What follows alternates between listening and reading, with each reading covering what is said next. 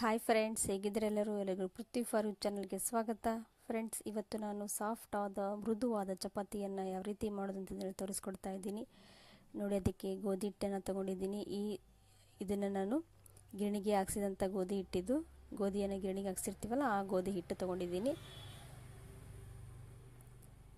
ನೋಡಿ. ಇದಕ್ಕೀಗ ಸ್ವಲ್ಪ ಉಪ್ಪನ್ನು ಹಾಕಿ ಸ್ವಲ್ಪ ನೀರು ಹಾಕೋತಾ ನಾದ್ಕೋಬೇಕಾಗುತ್ತೆ.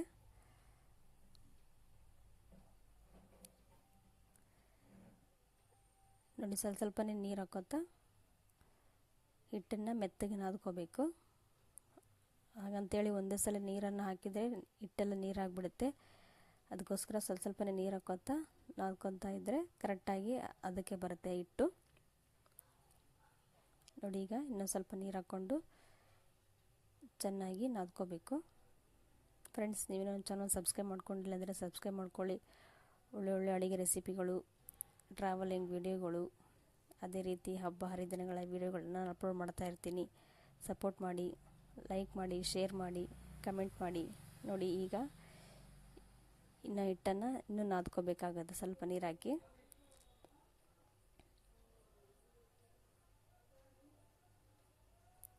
ನೋಡಿ, ಈಗ ಹಿಟ್ಟು ತಯಾರಾಗಿದೆ. ಈಗ ಇದಕ್ಕೆ ಸ್ವಲ್ಪ 1 ಟೀ ಸ್ಪೂನಷ್ಟು ಎಣ್ಣೆಯನ್ನು ಸವರಿ ಇಡಬೇಕಾಗುತ್ತೆ. ಒಂದು 10 ನಿಮಿಷ ಮುಚ್ಚಿಟ್ರೆ ಸಾಫ್ಟ್ ಆದಂಥ ಚಪಾತಿ ತಯಾರಾಗುತ್ತೆ ನೋಡಿ. ಈ ಹದಕ್ಕೆ ಹಿಟ್ಟಿರಬೇಕಾಗುತ್ತೆ.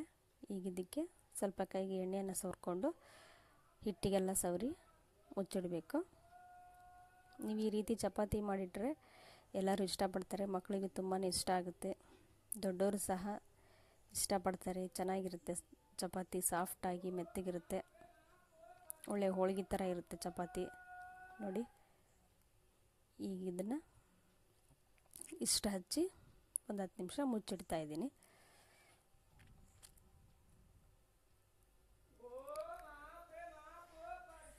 ನೋಡಿ. ಈಗ ಕೈಗೆ ಹತ್ತಿದಂಥ ಹಿಟ್ಟು ಸಹ ಬಿಟ್ಕೊಳ್ಳುತ್ತೆ, ನಾವು ಎಣ್ಣೆ ಹಚ್ಚಿ ಸವರ್ತೀವಲ್ಲ. ಈಗ ಇದನ್ನು 10 ನಿಮಿಷ ಮುಚ್ಚಿಡ್ತಾ ಇದ್ದೀನಿ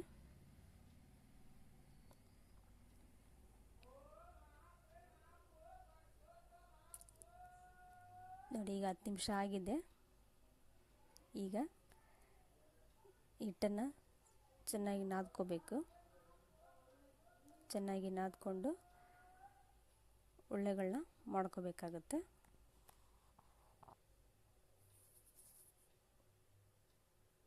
ನೋಡಿ. ಫ್ರೆಂಡ್ಸ್, ಈಗ ಉದ್ದುದ್ದಕ್ಕೆ ನಾನು ಹಿಟ್ಟನ್ನು ಮಾಡ್ಕೊಂಡಿದ್ದೀನಿ. ಈ ರೀತಿ ಉದ್ದಕ್ಕೆ ಹಿಟ್ಟನ್ನು ಮಾಡಿದರೆ ನಮಗೆ ಉಳ್ಳೆಗಳು ಒಂದೇ ಸೈಜಲ್ಲಿ ಮಾಡ್ಕೋಬೋದು ನೋಡಿ. ಈಗ ಎಲ್ಲ ಉಳ್ಳೆಗಳನ್ನ ಮಾಡಿ ಇಡ್ತಾ ಇದ್ದೀನಿ.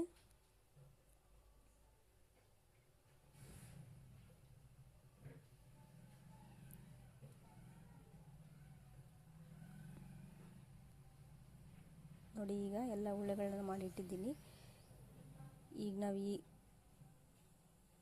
ಈಗಲೇ ಚಪಾತಿ ಮಾಡಬಾರ್ದು. ಈಗ ಇದಕ್ಕೆ ಸ್ವಲ್ಪ ಎಣ್ಣೆಯನ್ನು ಹಚ್ಚಿ ಉಳ್ಳೆಗಳನ್ನ ಈ ರೀತಿ ರೋಲ್ ಮಾಡ್ಕೋಬೇಕು. ಈಗ ಮಾಡಿದರೆ ನಮ್ಮ ಹಿಟ್ಟೇನಾದರೂ ಗಟ್ಟಿ ಇದ್ದರೆ ಒಳಗಡೆ ಎಲ್ಲ ಸಾಫ್ಟಾಗಿ ಮೆತ್ತಗಾಗುತ್ತೆ. ಸ್ವಲ್ಪನೇ ಎಣ್ಣೆ ಹಚ್ಚಿ ಈ ರೀತಿ ರೋಲ್ ಮಾಡಿಕೊಂಡು ಹಿಟ್ಟನ್ನು ಚೆನ್ನಾಗಿ ಮಾಡ್ಕೋಬೇಕು ಉಳ್ಳೆಗಳನ್ನ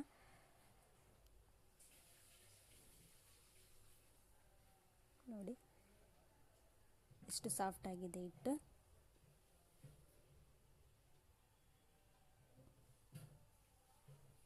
ಫ್ರೆಂಡ್ಸ್, ಈ ವಿಡಿಯೋ ಲೈಕ್ ಆದರೆ ಲೈಕ್ ಮಾಡಿ, ಶೇರ್ ಮಾಡಿ, ಕಮೆಂಟ್ ಮಾಡಿ ನೋಡಿ. ಈಗ ಎಲ್ಲ ಉಳ್ಳೆಗಳನ್ನ ಈ ರೀತಿ ರೋಲ್ ಮಾಡಿಟ್ಟಿದ್ದೀನಿ.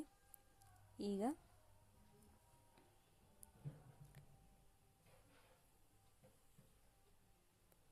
ಉಳ್ಳೆನ ಸ್ವಲ್ಪ ದೊಡ್ಡದು ಮಾಡಿ ಇದಕ್ಕೆ ಸ್ವಲ್ಪ ಎಣ್ಣೆಯನ್ನು ಹಚ್ತಾ ಇದ್ದೀನಿ. ಸ್ವಲ್ಪ ಎಣ್ಣೆನ ಹಚ್ಚಿದ ನಂತರ ಸ್ವಲ್ಪ ಒಣ ಹಿಟ್ಟನ್ನು ಅರ್ಧಕ್ಕೆ ಹಚ್ಚಿ ಇನ್ನು ಅರ್ಧ ಇರುತ್ತಲ್ಲ ಅದನ್ನು ಫೋಲ್ಡ್ ಮಾಡಬೇಕು. ಈ ರೀತಿ ಮಡಚಬೇಕು.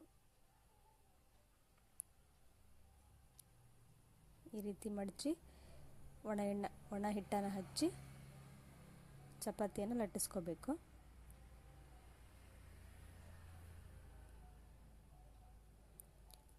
ಚಪಾತಿಯನ್ನು ಚೆನ್ನಾಗಿ ತೆಳ್ಳಗೆ ಲಟ್ಟಿಸ್ಕೋಬೇಕು. ದಂಡಿ ಎಲ್ಲ ಚೆನ್ನಾಗಿ ಉದ್ಕೋಬೇಕು. ದಂಡಿ ಅಂದರೆ ಸುತ್ತಲಿರುತ್ತಲ್ಲ ಅದು. ಮಿಡ್ಲು ಸ್ವಲ್ಪ ದಪ್ಪ ಇದ್ರೂ ನಡೆಯುತ್ತೆ. ಚಪಾತಿ ಉಬ್ಬುತ್ತಲ್ಲ ಮಿಡ್ಲು ಚೆನ್ನಾಗಿ ಬೇಯುತ್ತೆ.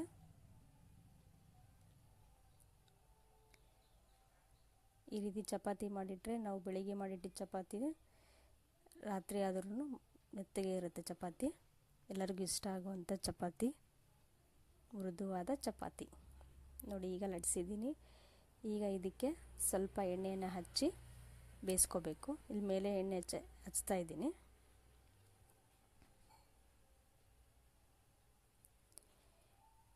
ನೋಡಿ ಈಗ ಹಂಚು ಕಾದಿದ್ದೆ, ಸ್ವಲ್ಪ ಎಣ್ಣೆನ ಹಾಕ್ತಾಯಿದ್ದೀನಿ. ಮೊದಲನೇ ಚಪಾತಿ ಎಲ್ಲ ಅದಕ್ಕೆ ಅಂಟ್ಕೊಳ್ಳುತ್ತೆ ಅಂತಂದೇಳಿ ಸ್ವಲ್ಪ ಎಣ್ಣೆಯನ್ನು ಹಾಕಿ ಚಪಾತಿಯನ್ನು ಹಾಕ್ತಾಯಿದ್ದೀನಿ. ಈಗ ಚಪಾತಿ ಮೇಲೆ ಸ್ವಲ್ಪ ಎಣ್ಣೆನ ಹಾಕಿ ಬೇಯಿಸ್ಕೊತಾ ಇದ್ದೀನಿ.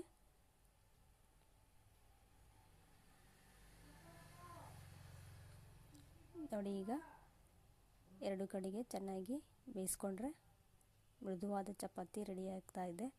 ನೋಡಿ ಈ ರೀತಿ ಉಬ್ಬಬೇಕು ಚಪಾತಿ, ಹಂಗಂದ್ರೆ ಸಾಫ್ಟ್ ಆದಂಥ ಚಪಾತಿ ತಯಾರಾಗಿದೆ ಅಂತಲೇ ಅರ್ಥ. ನೋಡಿ ಹೆಂಗೆ ಉಬ್ತಾ ಇದೆ ಚಪಾತಿ ಮಿಡಲು. ಫ್ರೆಂಡ್ಸ್, ಈ ವಿಡಿಯೋ ಲೈಕ್ ಮಾಡಿ, ಶೇರ್ ಮಾಡಿ, ಕಮೆಂಟ್ ಮಾಡಿ. ಮೃದುವಾದ ಚಪಾತಿ ಮಾಡಿ ತೋರಿಸಿದ್ದೀನಿ. ಮತ್ತೊಂದು ವಿಡಿಯೋದೊಂದಿಗೆ ಮತ್ತೆ ನಿಮ್ಮನ್ನು ಭೇಟಿ ಮಾಡ್ತೀನಿ. ಇಷ್ಟೊತ್ತು ವಿಡಿಯೋ ನೋಡೋದಕ್ಕೆ ತಮ್ಮೆಲ್ಲರಿಗೂ ಧನ್ಯವಾದಗಳು ಫ್ರೆಂಡ್ಸ್. ನೋಡಿ ಎಷ್ಟು ಸಾಫ್ಟ್ ಆಗಿದೆ ಚಪಾತಿ. ಬಾಯ್ ಫ್ರೆಂಡ್ಸ್, ನೀವು ಇದೇ ರೀತಿ ಮಾಡಿ.